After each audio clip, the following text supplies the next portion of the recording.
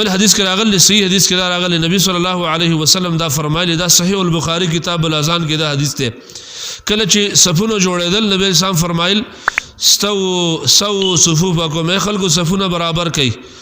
او ولې د ولې سوال غوي وګد وګي سوال غوي صحابه فرمای كنا نلزق كعبه بكعب صاحبه دا د بخاری الفاظ دي من د بل ملګری سره خپل ګټي جوخته لګولا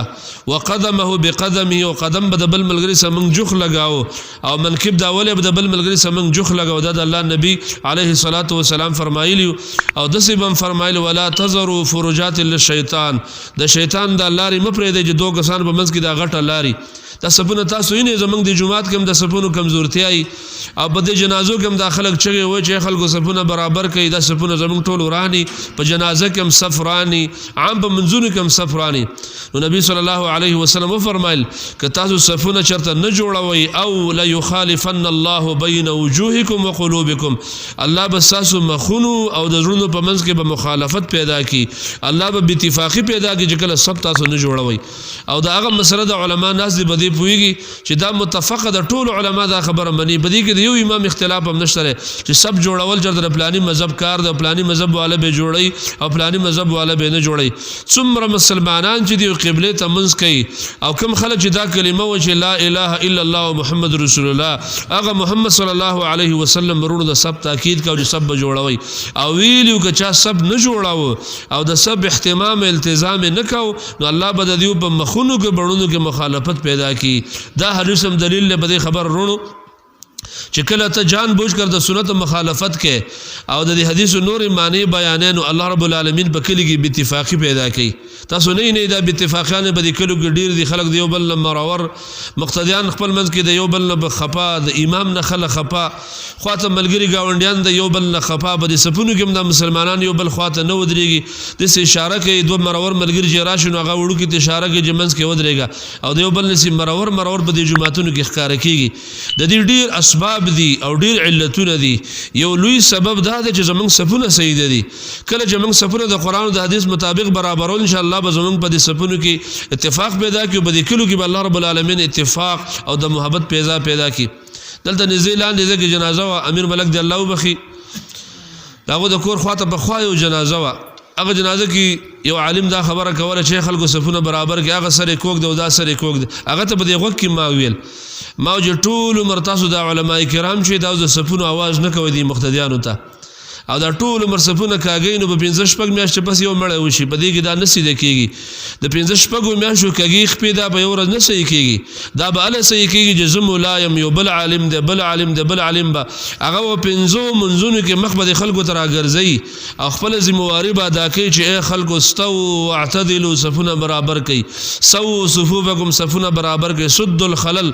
دا دوه کسانو په منځ کې چې کوم لار دا بند کړئ ولا تزروا فرجات للشیطان د شیطان لاري بند کړي او نبی صلی الله علیه وسلم یو خاص سره مقرر کړي ورونو چې په سپونو ګرځیدو د خلکو د اولی به قتل دا به یو بل سره جوختول د سره باغ سپونو کې ګرځیدو دسه چې سب برابر شو د الله نبی الله اکبر وایو یو ځل دسه وشو امام بخاری د حدیث کتاب الاذان کې راوړل چې نبی رسول الله قبله ته مخ برابر کو او الله اکبر کاو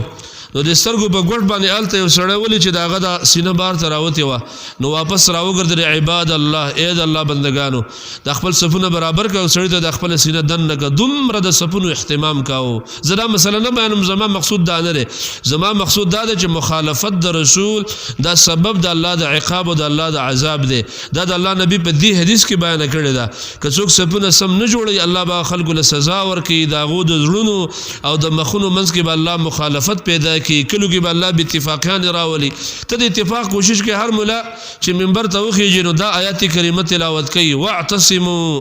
بحبل الله جميعا ولا تفرقوا دا هر مولا و تقریبا سره زمانه هر تنظیم د پالټي والا مولا چې منبر ته وخیږي دا خبر اوي هر تنظیم د پالټي والا منبر ته چې وخیږي اے خلکو اتفاق پیدا کوي اتحاد پیدا کوي اختلاف حرام دی او په یو پلیټ فارم باندې راجم شي دا تقریبا د هر مولا تکیا کلام دی سیاسی سیاسی مولا غیر سیاسی مولا ټول علما دا خبره کوي لیکن زمارو په کوم خبره چې اتفاق راځي چې هغه ته الکتاب او سنت وي په کوم خبرو چې اتفاق راځي چې هغه ته صفونه جوړول وي اتصال صفوف وي په دې باندې یو مولا مواز نه کوي سوا د بعض علماونو چې هغه د صفونو خبره په جنازه کې هم کوي او په فرض مانځ کې په هر 15 وخت فرض مانځ کې خپل مقتدیان ته د سب مسله بیانې چې خلکو سب تاسو جوړوي نو دا صفونه چې کاږي او ته په منبر باندې پشم د خلینو خېږي چې خلکو واعتصموا بحبل الله جميعا ولا تفرقوا هر مړي کې ته واعتصموا بحبل الله جميعا ولا تفرقوا او په جمعات کې دوه مسلمانان یو ځای کول نشي او د دوه مسلمانان د نوې چلک خپې یو بل ته نږدې کې ودا سب برابر کوي یا د تعصب د وجه دا خبره نه کوي یا عناد د وجه نه کوي یا بعض علما په دې باندې ډیره خبره کوي ته د